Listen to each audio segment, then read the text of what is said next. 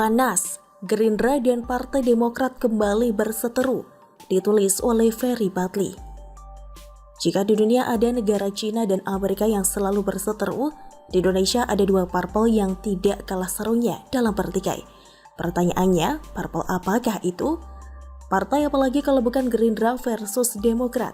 Lantas, bagaimana sejarah kedua partai ini bisa berkonflik dan apa saja penyebabnya? Sebenarnya konflik ini berawal dari Prabowo dan SBY, yang mana kali itu saat keduanya sama-sama menjadi siswa taruna di Akabri, SBY digebukin oleh Prabowo. Penyebabnya, SBY melaporkan Prabowo yang bolos dari kampus Akmil ke guru mereka. Ketua Umum Partai Gerindra itu diketahui kabur ke Jakarta untuk menemui pacarnya Titik Soeharto. Hingga ketahuan Gubernur Akmil kala itu, Sarwo Edi Wibowo. Nah, karena yang tahu Prabowo kabur cuma SBY seorang, SBY pun diinterogasi hingga digebukin sampai bonyok. Kejadian yang tidak mengenakan ini tentu tidak akan pernah bisa dilupakan oleh SBY hingga kini. Jadi intinya hubungan Gerindra dan Partai Demokrat tidak akur karena memang pendiri kedua partai tersebut sudah berkonflik sejak lama. Ibarat Rizik yang berseteru dengan Ahok, simpatisan kedua orang itu pun ikut-ikutan saling serang meskipun itu hanya lewat medsos. Ada satu momentum yang sebenarnya bisa mencairkan hubungan keduanya, yakni menjelang Pilpres 2019 lalu, yang mana kala itu SBY berkepentingan untuk mengorbitkan anaknya AHY yang pensiun dini dari tentara. Ia pun rela menurunkan egonya agar putra sulungnya tersebut menjadi cawapres Prabowo. SBY yang punya kemampuan melobi itu mampu meluluhkan hati Prabowo hanya dengan suguhan sepiring nasi goreng, hingga Prabowo sepakat untuk menjalin kerjasama dengan Partai Demokrat. Tapi bagaimana tindak lanjut diplomasi nasi goreng tersebut ternyata menimbulkan kekecewaan di diri SBY dan kader Partai Demokrat yang lain. Setelah mendapatkan sumbangan suara dari sana-sini dan seperti kata Rizal Ramli, SBY itu raja pelit. Akhirnya capres yang dipilih oleh Prabowo adalah Sandiaga Uno. Sementara AHY dicampakkan begitu saja. Tidak pelak loyalis SBY Andi Arief marah besar kala itu. Sampai-sampai ia membongkar aib Sandiaga Uno dengan mengatakan mantan Wagub DKI itu telah menyogok PKS DKK sebesar 500 miliar rupiah agar mau mengusung dirinya. Memang kalau melihat apa yang terjadi, pernyataan Andi Arief ini mengarah ke benar sih. Karena kali itu PKS ngebet banget pengen kadernya yang jadi cawapres Prabowo, yakni Salim Segaf Al-Jufri. Sampai-sampai partai dakwah itu sempat mengancam tidak akan mendukung Prabowo segala jika bukan kadernya yang berpasangan dengan bos Fadlizon tersebut. Dan menurut hemat penulis, ada benarnya juga PKS ngotot minta jatah cawapres. Karena di Pilpres sebelumnya yang jadi cawapres adalah kader PAN, yakni Hatta Rajasa. Jadi gantian dong. Belum lagi ditambah PKS sudah mengorbitkan 9 nama kader terbaiknya sebagai capres atau cawapres. Malu dong kalau satu pun tidak ada yang jadi, apa kata dunia. Tapi ketika Prabowo mengumumkan Sandi yang jadi cawapresnya, PKS mau saja mendukung. Sampai-sampai Presiden PKS kala itu, Sohibul Iman menyanjung Sandi dengan sebutan santri milenial segala. Apakah ini bertanda pengaruh uang 500 miliar rupiah sudah mulai bekerja? Teranyar, setelah sekian lama tidak adu mulut, hubungan kedua partai ini kembali memanas. Hal tersebut berawal dari pernyataan Ketua Harian Partai Gerindra Sufmi Dasko Ahmad yang menyindir telak AHY.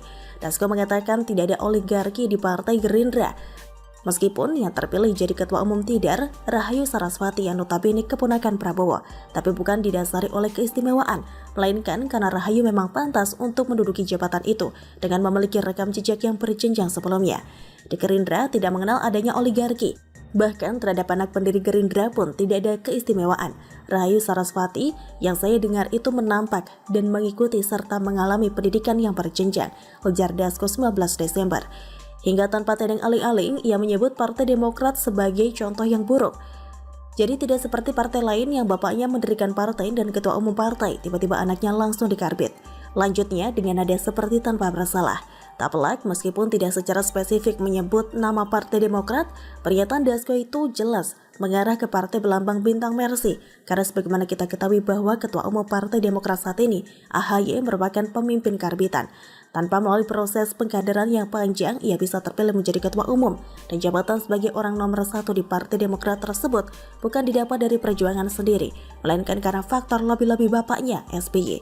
Itulah kenapa Partai Demokrat kini minta presidential threshold 0%. Padahal dulu menggolkannya 20%, karena sudah bisa dipastikan tidak akan ada partai yang mau mengusung pemimpin karbitan menjadi capres atau cawapres selain Partai Demokrat. Sedangkan perolehan suara partai itu pas-pasan, dan kalau seandainya AHY tidak nyalon, maka Partai Demokrat tidak akan mendapatkan cocktail effect. Lantas, apa jawaban Partai Demokrat pasca disindir telak oleh Dasko itu? Karena ada benarnya Kepala Badan Komunikasi Strategis Partai Demokrat mengatakan AHY terpilih melalui proses yang demokratis dan konstitusional. Kita doakan semoga saja Pak SBY segera pulih, karena kalau ada dia pasti drama ini akan lebih seru lagi, dan ujung-ujungnya menyalahkan Jokowi. Bagaimana menurut Anda? Silahkan tulis pendapat Anda di kolom komentar. Terima kasih sudah menyaksikan channel Siwar TV.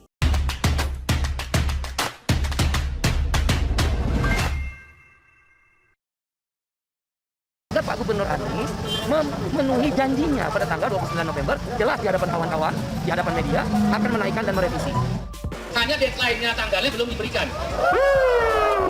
Akhirnya disampaikan oleh kami, berarti pada tanggal 29 November, apa yang disampaikan oleh Pak Gubernur itu berarti belum dibicarakan dengan pihak lain. Naikkan UMP tidak sesuai aturan, Anies mau lempar masalah ke pusat, ditulis oleh Syardi. Kenaikan UMP DKI menjadi polemik yang berkepanjangan. Buruh demo karena kenaikan upah sangat kecil. Anies di demo. Kita tahu Anies ini orangnya kayak gimana. Tidak mau dipusingkan dan lebih suka bikin orang lain yang pusing. Hingga akhirnya Pemprov DKI Jakarta merevisi besaran kenaikan UMP tahun 2022. Dari yang semula hanya naik 0,85% hingga diputuskan naik 5,1% dengan sejumlah pertimbangan.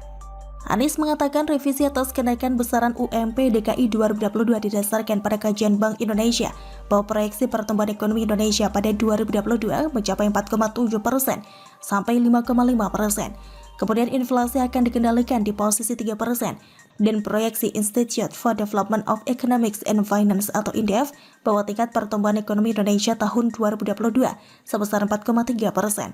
Selain itu, kenaikan UMP juga didasari kajian ulang dan pembahasan kembali bersama semua pemangku kepentingan terkait, serta dengan semangat kehati-hatian di tengah mulai menderapnya laju roda ekonomi di wilayah Jakarta. Keputusan ini kemudian menimbulkan masalah besar, kabarnya pengusaha protes terhadap kenaikan UMP secara sepihak. Mereka dikabarkan akan menggugat Pemprov DKI. Sementara itu, Kepala Biro Humas Kementerian Ketenagakerjaan Hairul Fatri Harahap menyatakan pihaknya akan berkoordinasi dengan Kemendagri untuk memastikan penetapan upah minimum di tiap daerah sesuai dengan formula dalam Peraturan Pemerintah atau PP Nomor 36 Tahun 2021 tentang pengupahan. Ini adalah respon menyusul keputusan Anies yang merevisi kenaikan UMP DKI. Kami mengimbau agar harus dilaksanakan sesuai PP Nomor 36 Tahun 2021. Karena itu, amanat undang-undang. Kalau Kemenaker menegur, pasti ada wilayah yang harus ditaati dalam bernegara. Kami berkoordinasi dengan Kemendagri dalam hal ini, kata Hairul. Hairul pun menyayangkan putusan Anies yang menaikkan UMP DKI lebih tinggi daripada